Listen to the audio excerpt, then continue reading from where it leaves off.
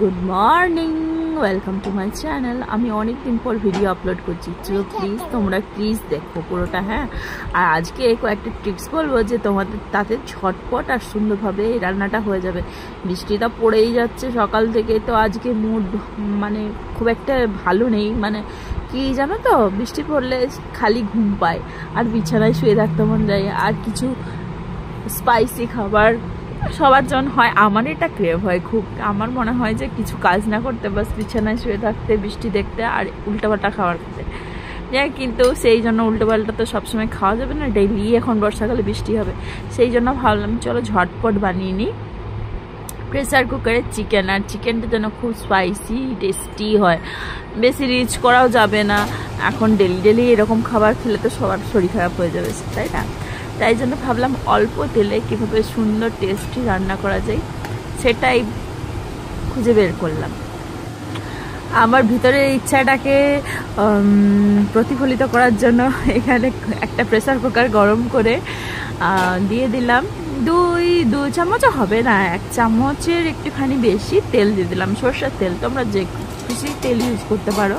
এখানে বলে রাখি, যারা ডায়েট করছো বা যারা চাইছো কম তেলে খাবো তাদের জন্য এটা কিন্তু খুব ভালো, যে প্রেসার কুকারে আমরা কম তেল দিয়ে এভাবে সুন্দর করে রান্নাটা করতে পারি। আর সবসময় যে কড়াইয়ে কষিয়ে সুন্দর করে রান্না হয় তা নয়, প্রেসার কুকারেও কিন্তু রান্নাটা ভালো হয় যদি আমরা ঠিকঠাকভাবে উপকরণগুলো ঠিকঠাক দিয়ে সেভাবে বানাই।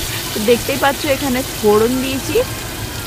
ফোড়নের মধ্যে জিরে ছিল, শুকনো লঙ্কা, এলাচ, দারচিনি আর লং, যেটা গোটা গরম মশলা, আর দিয়েছি একটা তারা ফুল, যেটাকে বলে স্টার অ্যানিস বলে না, যেটাকে, সেটাই দিয়েছি একটা। আর এখানে পেস্ট করা মশলাটাকে দিয়ে দিলাম।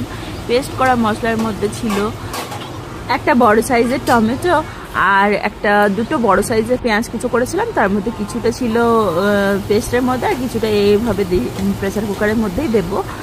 আর দিয়েছিলাম আদা রসুন পরিমাণ মতো দিয়েছিলাম। এখানে আমার 500 থেকে 700 মতো মাংস ছিল, তো সেই জন্য আমি মশলাটা পরিমাণ মতো নিয়েছি। তোমরাও মানে একটুখানি মশলাটা বেশিয়ে নিয়েছি বলতে পারো।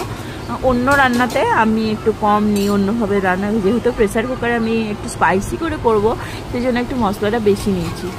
আচ্ছা, এখন বলতেই পারো যে এইটুকু মশলা মানে অ্যাকচুয়ালি কী জানো তো, চিকেনটার সাথেও এখানে আমি পেঁপে দিচ্ছি, আলু দিচ্ছি, তো অনেকটা পরিমাণে হবে, সেই জন্য মশলা বেশি দিয়েছি।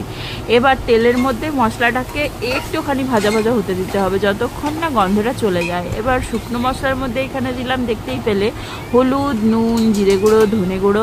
জিরে গুঁড়োটা একটু বেশি দিয়েছি, আর দিয়েছি গুঁড়ো গরম মশলা। এবার মশলাগুলো ভাজা হয়ে গেলে একে একে চিকেনটা জলটা পুরোটা ছেঁকে নিয়ে মাংসটা দিয়ে ভালো করে একটু মাংসটাকে কষিয়ে নিতে হবে, একটু কাঁচা গন্ধটা যাওয়া অবধি আমরা এটাকে নেড়ে চেড়ে নেব।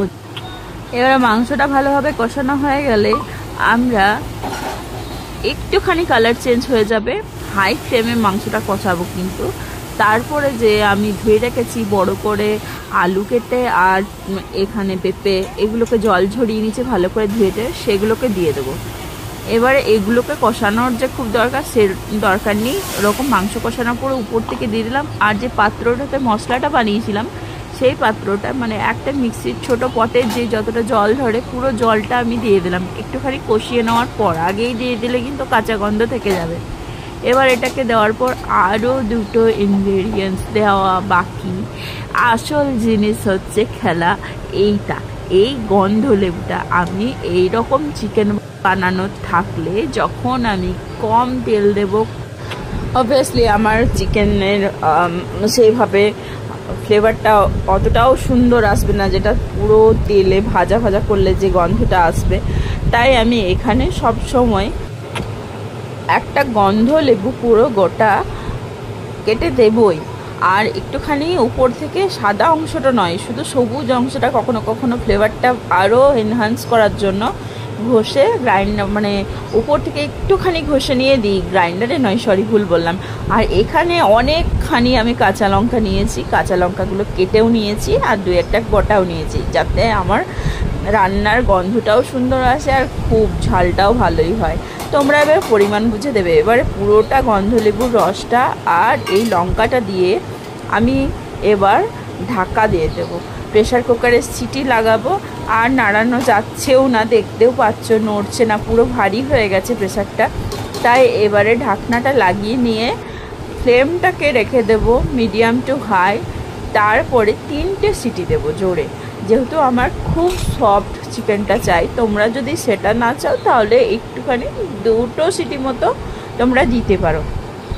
যেহেতু আমার চিকেনটা পুরো সফট চাই, তাই আমি মিডিয়াম টু হাই ফ্লেমে 3টে সিটি দেবো, বাস। তারপর বন্ধ করে রেখে দেবো যতক্ষণ না এই পুরো সিটির প্রেশারটা আর নিজের থেকেই বেরিয়ে যায়। আমি তো পুরোটা বের করছি না এখন, যাতে পুরো রেস্ট হয়। এই রান্নাটা রেস্ট হলেও একটু রান্নাটার টেস্টটা বেড়ে যায়। এবার পুরো প্রেশার বেরিয়ে যাওয়ার পর তোমরা দেখতে পাচ্ছ পুরো চিকেনটা রেস্ট হওয়ার পর কতটা দেখতে সুন্দর হয়েছে। কেউ বলবে যে 1 চামচ তেলে এক টেবিল চামচই হবে, 1 টেবিল চামচ কি তার একটুখানি বেশি এই চিকেনটা রান্না করেছি। দেখে মনে হচ্ছে না যে কতখানি তেল দিয়েছি, কিন্তু একদমই নাই। চিকেনের মধ্যে যে তেলটা থাকে তাতেই চিকেনটা সুন্দর রান্না হয়ে যায়।